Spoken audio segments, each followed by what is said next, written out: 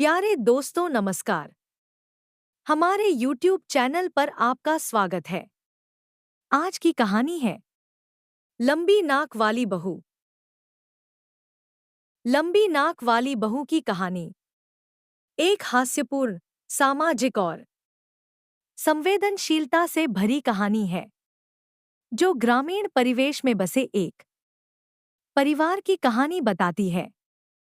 इस कहानी के माध्यम से हास्य के साथ समाज में शारीरिक विशेषताओं के प्रति धारणाओं को भी उजागर किया जा सकता है। इस कहानी की पृष्ठभूमि भारत के एक छोटे से गांव पर आधारित है, जहां एक साधारण परिवार की बहू की असाधारण लंबी नाक उसके जीवन में कई हास्यास्पद घटनाओं का कारण बन जाती है। कहानी के मुख्य पात्र सुमित्रा, उसकी नाक और उसके इर्द-गिर्द के लोग होते हैं। एक छोटा सा गांव जहां की हवा शुद्ध थी, मिट्टी सुनहरी थी और वहां के लोग सादगी भरे थे। यहाँ के लोग आपस में मिलजुल कर रहते थे और गांव का जीवन शांति और सरलता से भरपूर था। लेकिन इस शांति को कभी-कभी नए लोग या घटनाएं भंग कर देती थी। ऐसा ही कुछ हुआ जब गांव के सबसे प्रतिष्ठित परिवार चौधरी रामप्रसाद के घर में नई बहू आई। रामप्रसाद का परिवार गांव का सबसे सम्मानित और धनी परिवार था। उनका बेटा रामनाथ, जो गांव में सभी का प्रिय था, हाल ही में शादी करके अपने गांव लौटा था। उसकी दुल्हन सुमित्रा शहर से आई थी और उसे देखने के लिए पूरे गांव में उत्सुकता थी। हर कोई उसे देखना चाहता था और जानना चाहता था कि रामनाथ की दुल्हन कैसी है। लेकिन जब सुमित्रा आई तो उसकी लंबी नाक गांव में चर्चा का मुख्य विषय बन गई। जब सुमित्रा गांव में आई तो गांव की औरतें और बच्चे उसे देखने के लिए दौड़ पड़े। सबकी नजर उसकी असाधारण रूप से लंबी नाक पर थी। यह नाक उसके चेहरे का सबसे प्रमुख हिस्सा थी और जो भी उसे देखता उसकी नाक की ओर ही ध्यान देता। अरे देखो, इतनी लंबी नाक वाली औरत तो मैंने कभी नहीं देखी, एक महिला ने कहा। कितनी अजीब है, क्या इसे किसी परेशानी का सामना नहीं करना पड़ता? एक औरत ने व्यंग्य से कहा। गांव के बच्चे भी उसे देखकर हंसते थे और उसकी नाक को लेकर तरह-तरह के मजाक बनाते थे। लेकिन सुमित्रा अपनी लंबी नाक के बारे में हमेशा आत्मविश्वास से भरी रहती थी। वह जानती थी कि उसकी नाक उसकी पहचान थी और वह इसे अपने आत्मसम्मान का हिस्सा मानती था। सुमित्रा का ससुराल मानपुर गांव के मध्य में स्थित था। वहां उसका स्वागत बड़े धूमधाम से किया गया था। उसकी सासू माँ और ससुर दोनों उसे देखकर खुश थे, लेकिन उसकी नाक देखकर थोड़े चौंक गए थे। उसकी सास ने सोचा, इतनी लंबी नाक के साथ काम करना कितना कठिन होता होगा। सुमित्रा अपने ससुराल में आसानी से घुल मिल गई। उसकी समझदारी और हंसमुख स्वभाव ने उसे सभी का प्रिय बना दिया। लेकिन उसकी नाक उसके लिए कई समस्याएं भी खड़ी करती थी। जैसे एक दिन जब वह रसोई में खाना बना रही थी, उसकी नाक बार-बार आंच के पास आ जाती थी। उसकी सास ने उसे टोका, बहू, संभल कर, तुम्हारी नाक तो जल जाएगी। इस पर सुमित्रा मुस्कुराते हुए बोली, सासू माँ, मेरी नाक को जलने का डर नहीं है, यह तो इतनी लंबी है कि मुझे दूर की चीजें भी साफ दिखाई देती हैं। यह सुनकर उसकी सास और बाकी घर के लोग हंस पड़े। नाक की वजह से सुमित्रा की नाक के कारण उसके जीवन में कई हास्यास्पद परिस्थितियां उत्पन्न हुईं। एक बार वह अपनी नाक की वजह से दरवाजे में फंस गई। दरवाजा बंद हो रहा था और उसकी नाक बीच में फंस गई। उसे निकालने के लिए पूरे घर को मेहनत करनी पड़ी। एक और बार जब वह नहाने जा रही थी, उसकी नाक बाल्टी में फंस गई। वह अपनी ननद को बुलाकर मदद मांगती है और दोनों मिलकर उसकी नाक को बाल्टी से बाहर निकालने की कोशिश करती हैं। यह दृश्य सारा घर हंसते हुए देखता है और सुमित्रा की नाक गांव में चर्चा का एक और कारण बन जाती है। गांव में लोग उसकी नाक को लेकर कई धारणाएं बनाने लगे थे। कुछ लोग उसकी नाक को भाग्यशाली मानते थे और कहते थे कि उसके आने से गांव में समृद्धि आएगी। एक दिन गांव के बड़े बूढ़ों ने कहा, इसकी नाक तो इतनी लंबी है कि इससे पूरे गांव की नजर रखी जा सकती है। यह नाक किसी सुरक्षा प्रहरी की तरह काम करती है। किसी औरत ने कहा, इसकी नाक से हवा भी कट सकती है। यह नाक तो देवी का आशीर्वाद है। लेकिन गांव के कुछ लोग उसकी नाक को अपशकुन मानते थे। वे कहते थे, इतनी लंबी नाक किसी के लिए अच्छी नहीं होती, इससे बुरा हो सकता है। सुमित्रा ने कभी भी इन बातों को गंभीरता से नहीं लिया। वह अपनी नाक को लेकर हमेशा आत्मविश्वास से भरी रहती थी। वह जानती थी कि उसकी नाक उसकी पहचान थी और उसे इससे कोई शर्मिंदगी नहीं होती थी। उसने अपने आत्मविश्वास और समझदारी से लोगों को यह सिखा दिया कि शारीरिक विशेषताएं किसी के व्यक्तित्व को नहीं बदल सकती। एक बार जब गांव की औरतें उसकी नाक का मजाक बना रही थी, तो सुमित्रा ने हंसते हुए कहा, मेरी नाक लंबी है तो क्या हुआ? इससे मुझे दूर की चीजें भी साफ दिखाई देती हैं और मुझे सबकी नीयत भी जल्दी समझ आ जाती है। सुमित्रा का परिवार भी उसकी नाक को लेकर हमेशा उसकी मदद करता था। उसकी सास और ससुर उसे समझाते थे कि वह अपनी नाक को एक समस्या न समझे।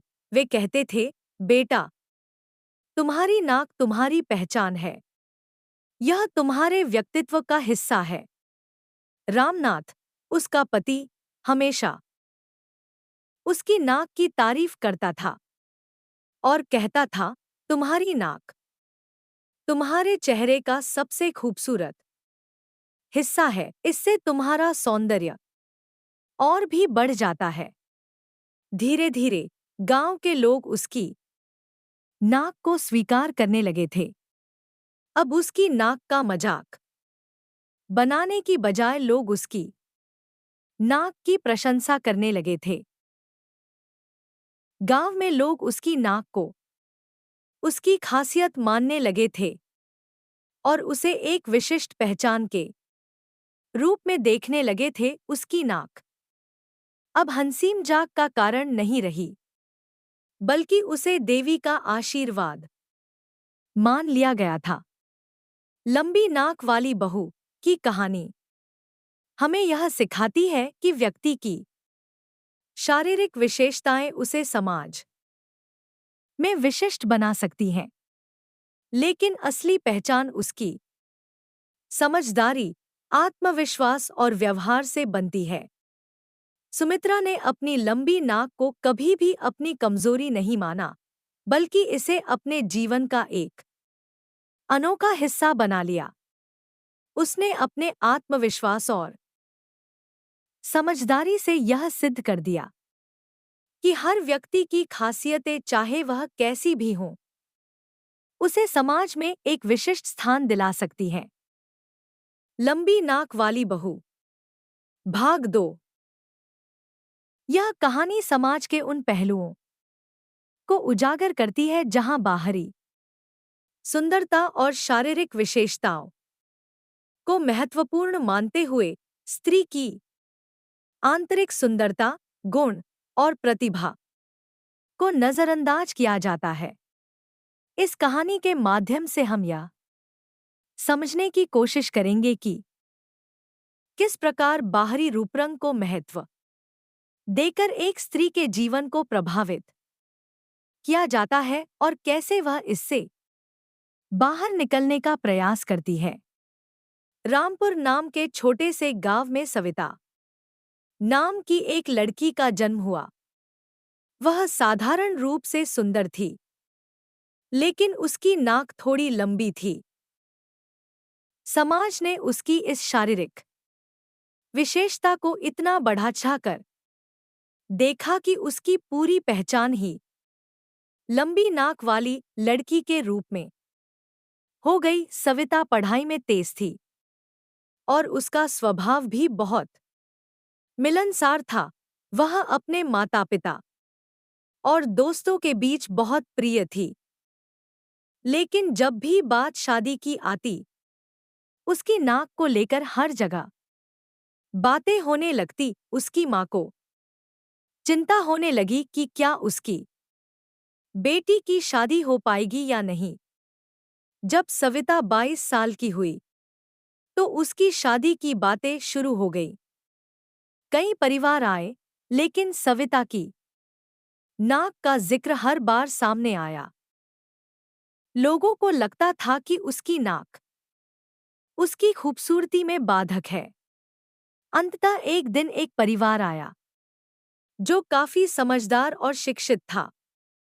उन्हें सविता की नाक से कोई परेशानी नहीं थी। उनका बेटा राजीव एक प्रगतिशील सोच वाला युवा था। उसने सविता की प्रतिभा और स्वभाव को देखा, न कि उसकी नाक को।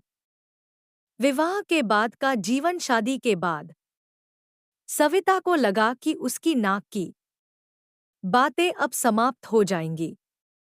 लेकिन जब वह ससुराल पहुंची तो वहां की औरतें उसकी नाक को लेकर हंसी मजाक करने लगी। यहां तक कि पड़ोस की औरतें भी उसे लंबी नाक वाली बहू कहकर बुलाने लगी।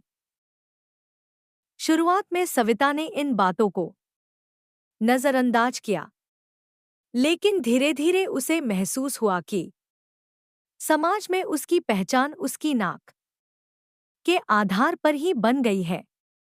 उसके पति राजीव ने हमेशा उसका समर्थन किया और उसे समझाया कि समाज की बातों पर ध्यान न दे। लेकिन सविता के लिए यह सब इतना आसान नहीं था।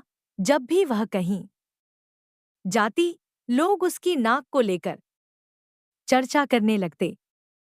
संघर्ष और आत्मविश्वास सविता के भीतर धीरे धीरे एक आंतरिक संघर्ष शुरू हो गया। उसे यह समझ नहीं आ रहा था कि उसकी नाक इतनी महत्वपूर्ण क्यों है। क्या उसकी नाक उसकी पूरी पहचान है? उसने खुद से सवाल पूछने शुरू किए। एक दिन उसने ठान लिया कि वह खुद को अपनी नाक की वजह से कमजोर नहीं समझेगी। सविता ने अपने आत्मविश्वास को बढ़ाने के लिए कई कदम उठाए। उसने अपने क्षेत्र में महिलाओं के लिए एक संगठन की शुरुआत की, जिसमें वह औरतों को आत्मनिर्भर बनने के लिए प्रेरित करती थी। धीरे धीरे उसकी काबिलियत की चर्चा होने लगी। अब लोग उसकी नाक के बजाय उसके काम और समाज में उसके योगदान की बात करने लगे। सविता की मेहनत और आत्मविश्वास के कारण समाज की सोच में धीरे धीरे बदलाव आने लगा। लोग अब उसकी नाक की बजाय उसकी काबिलियत और उसके द्वारा किए गए सामाजिक कार्यों की प्रशंसा करने लगे। उसकी ससुराल में भी उसे अब लंबी नाक वाली बहू के रूप में नहीं, बल्कि एक सम्मानित और काबिल महिला के रूप में देखा जाने लगा। दोस्तों, लंबी नाक वाली बहू की कहानी यह बताती है कि समाज में बाहरी सुंदरता का महत्व कितनी गहराई से जड़े जमा चुका है। लेकिन इस कहानी का संदेश यह है कि बाहरी रूपरंग से अधिक महत्वपूर्ण है एक व्यक्ति की काबिलियत, गुण और आत्मविश्वास। जब कोई व्यक्ति खुद को पहचानता है और अपनी खूबियों पर ध्यान देता है, तो समाज भी उसकी असली पहचान को स्वीकार करता है। प्यारे दोस्तों, यह कहानी यहीं पर समाप्त होती है। आपको यह कहानी कैसी लगी? कमेंट बॉक्स में जरूर बताएं। अगर आपको हमारी ये कहानी पसंद आई हो, तो हमारे वीडियो को लाइक, शेयर और चैनल को सब्सक्राइब जरूर कर लें। इससे हमें मोटिवेशन मिलता है और आप तक ऐसी ही कहानियां सबसे पहले पहुंचती रहेगी। प्यारे दोस्तों, नमस्कार।